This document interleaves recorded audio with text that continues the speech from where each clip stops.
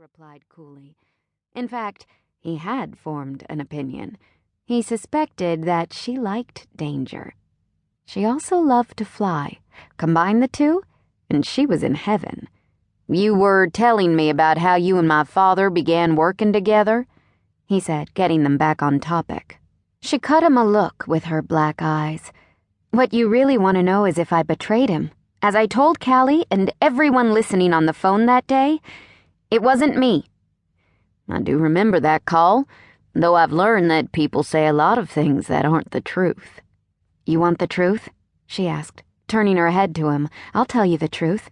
I hated taking orders, so I left the Air Force as soon as I could, but I wasn't ready to give up flying. It's my life." That much he could tell. It was in her blood. Lucky for me, the Air Force wasn't quite ready to see the last of me.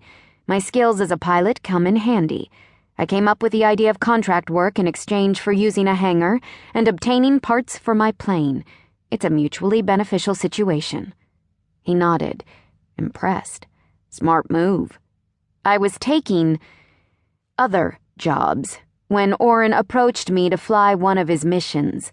I never flinched at the work, and I never let him down. Cullen looked out the window at the cities below. "And the Russian job?" "Orrin contacted me about flying the team. The money was good, and I didn't mind the trip. I explained to him that while my plane is sturdy, she couldn't make the entire trip without stopping in Ireland to refuel." "He agreed to that?" "There was no other way," she said with a slight shrug. "But we got to Russia without incident." "Did Orrin mention anything about having any doubts about the mission?" he asked. She thought for a moment before she shook her head. He acted as he normally did before a job, quiet, thinking over everything. An hour before we arrived in Moscow, he and the team went over the plans. "And after?" Cullen pressed.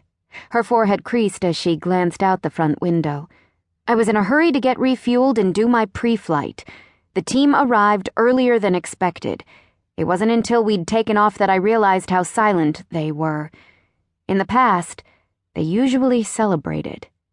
He wasn't surprised by the news. The fact that they had stolen a bioweapon from another country without being told that's what they were after had a way of putting things into perspective. "When did Orrin tell you what they took?" "When I had to stop and refuel in Dublin. I knew that Orrin and the men were anxious. They had their guns out as if they were expecting trouble." "Did anything happen in Ireland?"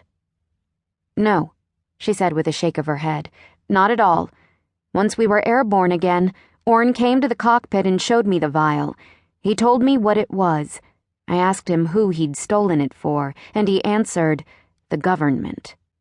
Cullen crossed his ankle over the opposite knee.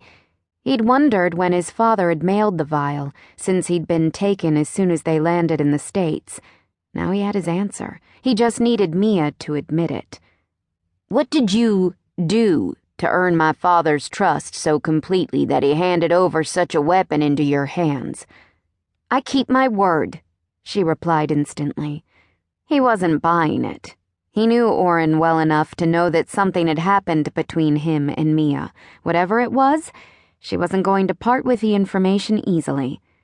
"There's more to it than that." She sighed and looked straight ahead. "It was my second time flying Orrin. We were in South America and he missed the time of departure. I remained hidden and waited another hour for him. When he still didn't show, I had a choice to make: leave or find him." "And you went looking for him?" Cullen asked. "How did you even know where to go?" "I knew his course. He had to go through the jungle at one point. I flew over his route and found him pinned down by a group near a river. I circled back around, hoping Orrin had seen me and would get clear. On my return approach, I opened fire." "Clearing his path?" "Most of it. More gunmen arrived. Valkyrie's wing was shot, as was the fuel line, which caused my left engine to stop working." He looked at the vintage British World War II plane and wondered at Mia's sanity. It was one thing to go into a battle like that with a jet or chopper, but her aircraft? It was suicide. He turned his gaze back to her. "What happened?" "I circled back around for another go." "You knew the plane couldn't fly much longer. You barely even knew my father."